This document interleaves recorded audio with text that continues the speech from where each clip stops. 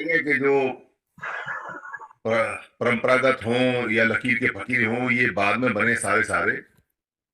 इसमें बुद्ध ने जो बात कही है वो सबसे आखिर में जो उन्होंने कही थी कि धर्म पालन गाथा के अंदर, कि अगर हम लोग अपने पुराने जितने भी पाप हैं, जो हमने खराब काम किए हैं, उनको जड़ से मिटा दें, और आगे अगर हम कोई भी पाप कर्म या खराब कर्म है उसको ना करें।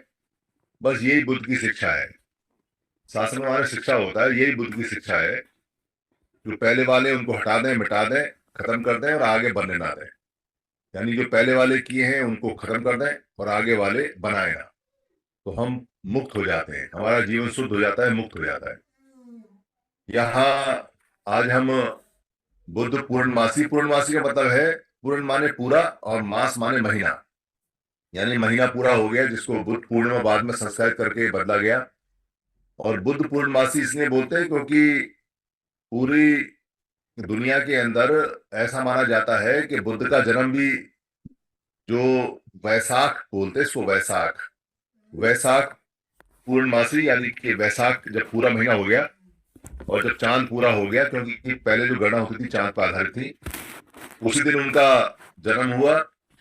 और कुछ सालों बाद उन्होंने उसी दिन यानी वैसाख पूर्णमासी को ही ज्ञान का प्राप्त हुआ उन्हें। और कुछ समय बाद, कुछ साल बाद, या लगभग 80 साल की उम्र में वैसाख पूर्णिमा वाले दिन ही वो शरीर उनका, सांस उनकी बंद हुई। तो इसको त्रिविध बोलते हैं। 3 विधियों द्वारा, 3 तरीके से ये बुद्ध की पूर्णिमा है। इसलिए आपने अपने पूरे जीवन में कभी भी बुद्ध के मरण दिन नहीं देखा होगा। आपको कहीं भी बुद्ध का मरण दिन या बुद्ध की स्मृति दिवस या बुद्ध का डेथ डे कहीं भी आपको या नहीं मिलेगी। जब भी मनाते हैं बुद्ध की जयंती मनाते हैं, क्योंकि बुद्ध को ये मानते हैं कि वो मृत्यु से परे थे, उन्होंने मृत्यु को जीत लिया था, यानी मृत्यु उनके बस में थी। ऐसी कहानियां आती हैं कि कई बार मृत्यु उनके करीब आई, शरीर उनका अंत होने वाला था, पर उन्होंने अपनी इच्छा शक्ति से उसको रोक लिया। तो यहाँ हमारे 124 अभी तक संगी जुड़ गए हैं। वो जो भी बात कहना चाहे बुद्ध पूर्णिमा के विषय में, शॉर्ट में 1 मिनट में 2 मिनट में कहें, और कोशिश करें कि वो बात तर्क से जुड़ी हुई हो, क्योंकि बुद्ध की सारी बात तर्क वाली होती है। कोई भी बात ऐसी ना कहे जिसमें तर्क ना दिया जा सके या जो आडंबर से लिपटी हुई हो, क्योंकि बुद्ध के धर्म को खत्म करने के लिए उसमें भी बहुत ज्यादा आडंबर, उसमें भी बहुत ज्यादा परंपराएं, उसमें भी बहुत ज्यादा ऐसी बातें जोड़ी गई हैं जो चमत्कार से भरी हैं, जबकि पूरे जीवन उन्होंने चमत्कार का निषेध किया, विरोध किया, और उनके जाने के बाद उन्हीं के धर्मों में चमत्कार भी जोड़ दिए गए।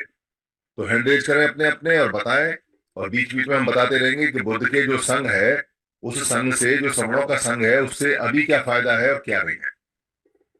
जी किशोर पगार सर, बस करें सब शॉर्ट में, बोर ना करें, मतलब ऐसा ना करें कि जो जिन साथियों को बोलना है अपने हैंड रेज करें, क्योंकि माइक सबके बंद हैं।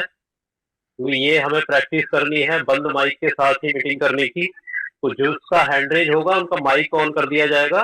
हैंड रेज कर ले सभी साथी। सभी को बुद्ध पूर्णिमा की मंगल कामनाएं। मैं कुछ इस बारे में रखना चाहता हूँ। संसार में बौद्ध राष्ट्रों में हर माह की पूर्णिमा मनाई जाती है।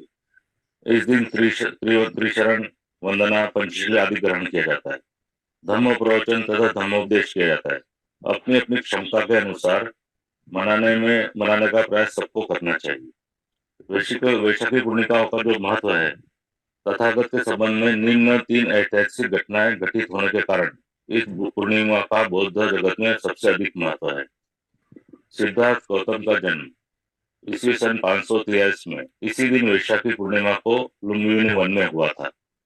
दिन शुक्रवार था, वैशाख माह था, विशाखा नक्षत्र और ग्रीष्म ऋतु थी।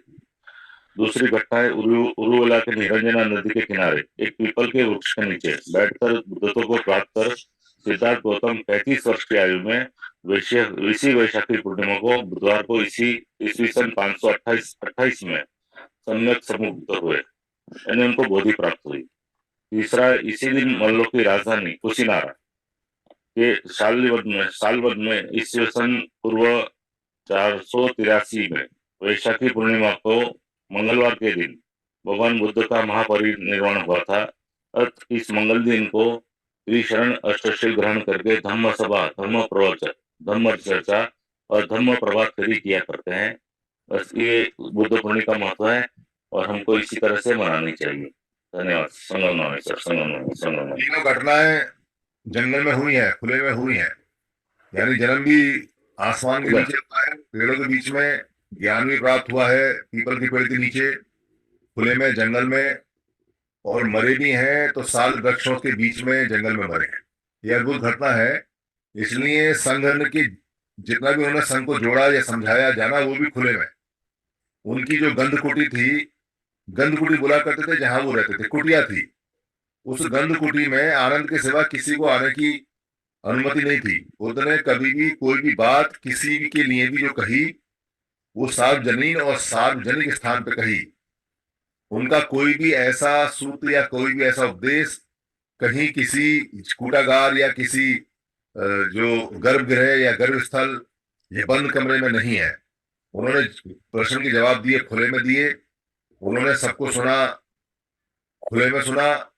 आनंद को सिर्फ इसलिए गंधकुटी में आने की अनुमति थी क्योंकि आनंद ने शर्त रखी थी कि वो पट्टाल जब बनेगा, जब बुद्ध ये अनुमति दें कि वो किसी भी समय गंधकुटी में जा सकता है। उसका कारण ये था क्योंकि आनंद ने, बुद्ध ने पूछा कि ऐसा क्यों चाहते हो, तो आनंद ने कहा था कि इसका कारण ये है कि बाहर से बहुत सारे दूर जो लोग हैं वो तथागत यानी बुद्ध से सवाल जवाब करने आएंगे, कोई बातचीत करने आएंगे, वो इतने दूर से आएंगे, और उस समय जब मैं उनकी बात सुनूंगा तो इतने दूर से चले हुए आदमी की तुरंत बात आप तक पहुंचा दूं। इसलिए मुझे अनुमति चाहिए, क्योंकि बाहर से लोग आएंगे। अगर मैं उनको ऐसा कहूंगा कि अभी तथागत आराम कर रहे हैं, सो रहे हैं, जग रहे हैं, मैं जा नहीं सकता हूँ, मना किया हुआ है, तो वो मायूस और निराश हो जाएंगे। उससे एक वीआईपी जो झलक आती है, जो आज हम देखते हैं। आज हम देखते हैं कि हमारे ही कर्मचारी, यानी भारत सरकार के संविधान के तहत में जो लोग कर्मचारी बनते हैं, जो लोग बड़े अफसर बनते हैं, जो लोग मंत्री बनते हैं, जो लोग संतरी बनते हैं, वो लोग अपने दफ्तरों के बाहर एक अर्दली रखते हैं, और वो अर्दली हमको 4-4 घंटे, 6-6 घंटे बैठा के भगा देता है।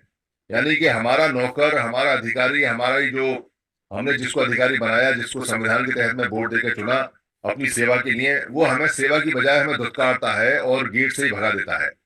कितनी बड़ी सोच रही थी उस समय आनंद की, और ये बात बुद्ध ने स्वीकार भी की कि वो ठीक कहते हैं, और ये मानी भी गई। इसलिए गंधकुटी में सिर्फ आनंद जा सकते थे, बाकी किसी और को अनुमति नहीं थी।